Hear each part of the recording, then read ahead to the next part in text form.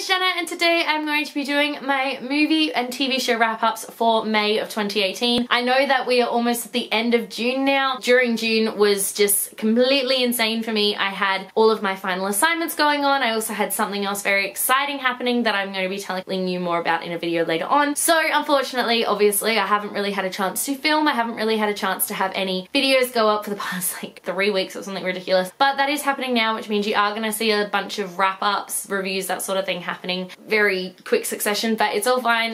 Everything's happening and I can finally talk about the movies and TV shows that I watched in the month of May. So in May, I watched 6 TV shows and 7 movies. So as always, I'm going to start with the TV shows. So the first TV show that I watched in the month of May was A Series of Unfortunate Events Season 2, which I gave 4 out of 5 stars to. So this show is so ridiculously dark, but does it in such a funny way. It's like the ultimate black humor or whatever. I freaking love it. It is literally like reading the book but seeing it just on the screen in front of you. It is an incredible adaptation. It's just so good. I adore the Baudelaires and what's happening to them. Of course, this is the first time that we've seen books 5 to 9 adapted on screen, and book 9 was one of my favorites because it's one of the only ones that I own, so I've read it like a million times over. So to see it finally adapted on screen was just insane, and the way they ended this season is exactly how the 9th book ends, and I just went, what?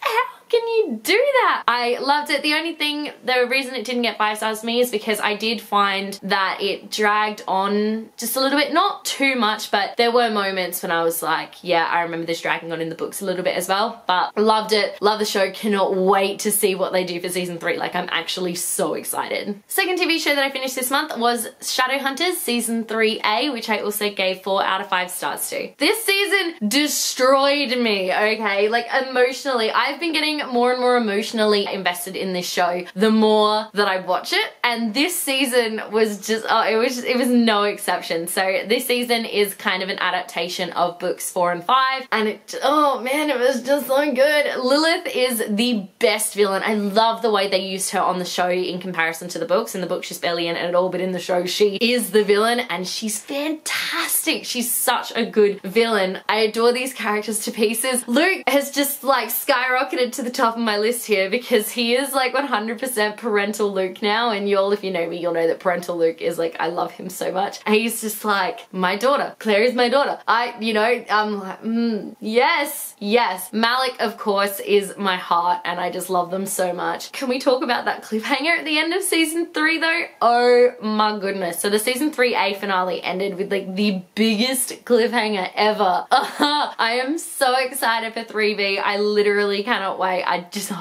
I cried so much at the end of 3A, like I was sobbing. I was like, what is happening? Yeah, I really need 3B like tomorrow.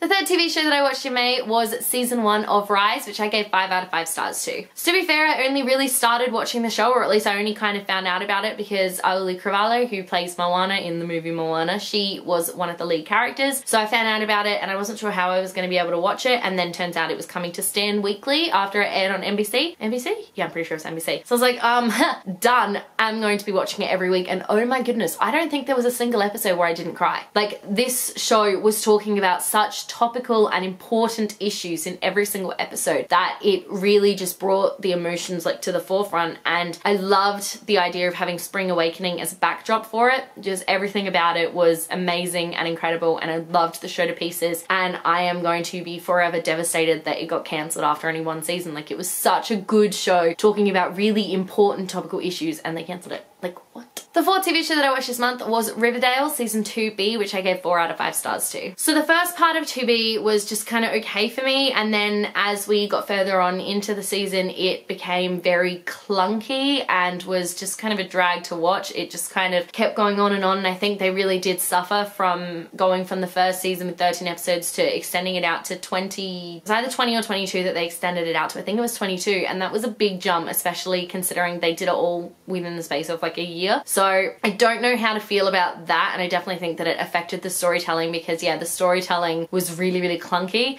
The Carrie musical episode was just random. Like it really was. It was honestly the most random thing I've ever seen in my life, but somehow I sat through it and it was so corny and it was just awful. But then the very end of it like hooked me and really got me excited about the show again, and every episode after that was just incredible and like really hard-hitting. Not sure how they managed that, but somehow they did. Jughead and Cheryl are still tied for my favorite characters on the show. I absolutely love them to pieces, and I'm gonna need like a million more Chonny scenes because those two are the actual OTP of this show. Sorry Bughead, they are. The fifth show that I watched in the month of May was Once Upon a Time Season 7, which I gave 5 out of 5 stars to. So the thing about Once Upon a Time Season 7 is it was a soft reboot of the series, so they didn't have a lot of the same characters. We were focusing on a new set of characters and a new story, and I was watching it weekly and then I just kind of fell out of it. I can't remember why, but I think I got busy or something, and eventually when the show was cancelled or was ending, I went, no, you know what? I'm catching up before the finale. So I spent a day just watching the show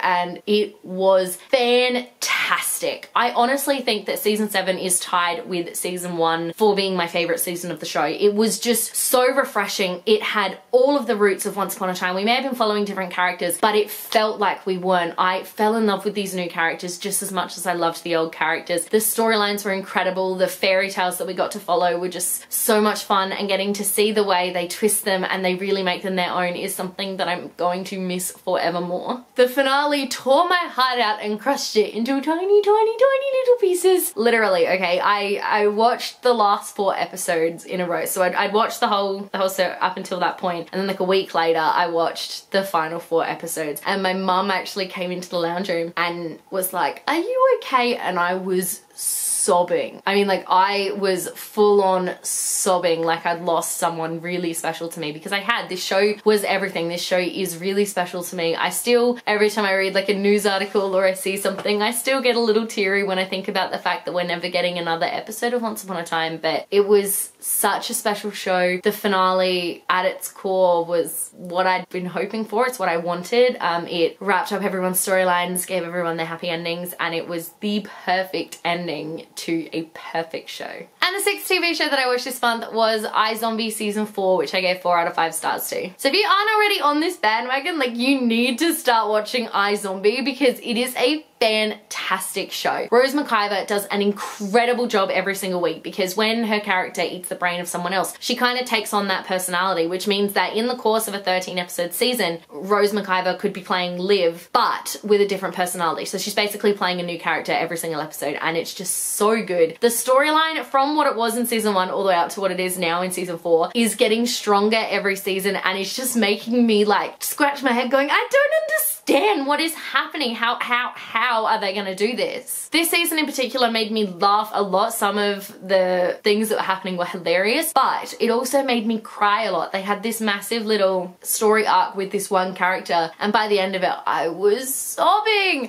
And in the finale, I was also sobbing. And I cannot wait to see what they do with the final season. They've been renewed for one last season, and I cannot wait to see what they do with it. I need to know if they're gonna cure everyone of zombieism. I need to know. So this is all of the TV shows that I watched in the month of May, and now I will tell you about the movies that I watched. So the first movie that I watched in May was A Quiet Place, and I gave that one a 5 out of 5 stars. So this one had a really good premise and it was executed so well. I was just on the edge of my seat, but also I wasn't. I was kind of doing this in the cinema and my friend was looking over at me like, "Are you okay?" And I went, "No, I'm not.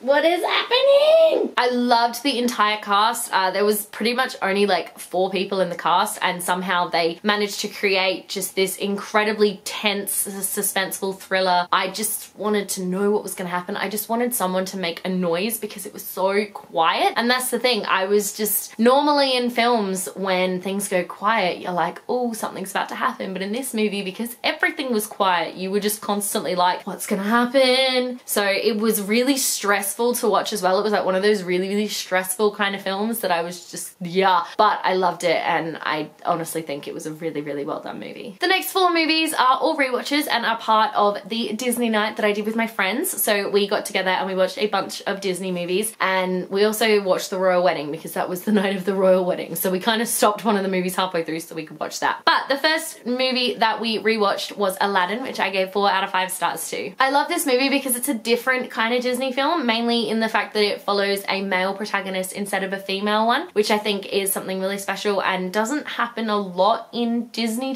films. It happens a bit more in Pixar films, but not in kind of Disney movies, and I love that. I mean, it's changing now, but back in when this was all kind of going on, I love the songs. They're all so much fun. They're also kind of impossible to sing. Like if you've ever tried to sing Prince Ali, wow. And I love the genie. He is so much fun. I love him to pieces, and I am actually really looking forward to seeing the live action adaptation of this movie. I think that they have the potential to do it really, really well. Next up was Mulan, which I gave 5 out of 5 stars to. Anyone who tells you they don't like Mulan is probably lying. Mulan just kind of has everything that you'd want. It has really colourful characters. Mushu in particular is absolutely hilarious. The songs in the movie are really, really iconic, especially I'll Make a Man Out of You. There's a theory going around on the internet that apparently Shang could be bisexual. Like, he obviously likes Mulan, but it seems like he likes Mulan when he thinks he's pink. Who knows? That's something really intriguing to think about. And also the message that girls can save China too is a really powerful one that I love to watch, and I think that all girls should watch this movie because it's like really empowering and I love it. The next rewatch was The Little Mermaid, which I gave 4 out of 5 stars to. So I do really love this movie, but I actually prefer its sequel because I grew up watching Little Mermaid 2 way more than I grew up watching Little Mermaid. In saying that though, I do adore Ariel and I love all of her friends. The film has some seriously catchy songs, and I've never noticed this before, but Ursula's song is like really sexual. For a Disney film, it is, and it's weird, but it's good too. Although I try not to think too much about the fact that Ariel signs away her voice. She's 16 and she's met this prince once. I try not to think about that too much. And then the last movie that was part of that rewatch was High School Musical 3 Senior Year, which I gave 5 out of 5 stars to. So I'm sorry, not sorry that this movie gets 5 stars from me. High School Musical was my life growing up,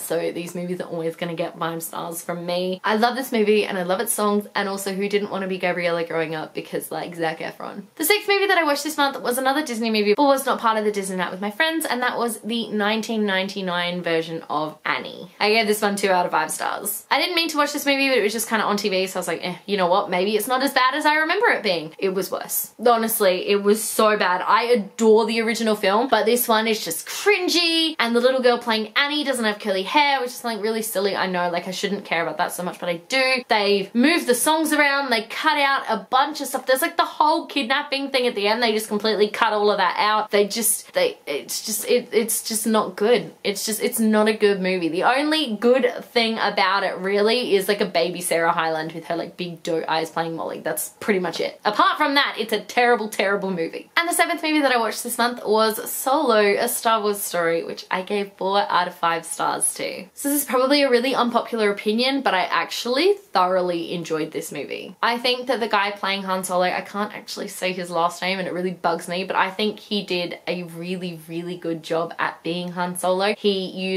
everything that he could. I mean, playing such an iconic character can't be easy, and I think that he did it really well. I fully believed that he was Han Solo, and all the interactions that he had with the other characters I thought were really genuine. The heist was a lot of fun to watch. The characters worked really well together as a cast, and I had a really good time watching the movie. While I don't think it was completely necessary to have the film, I did enjoy watching it. I think it was a good movie. And there we have it. Those are all of the TV shows and the movies that I watched in the month of May. Thank you so much for watching. Let me know in the comment section below what movies and TV shows you watched in May. I would absolutely love to know. If you like this video, be sure to give it a huge thumbs up, and don't forget to subscribe to my channel so you don't miss a thing. Stay random. Bye.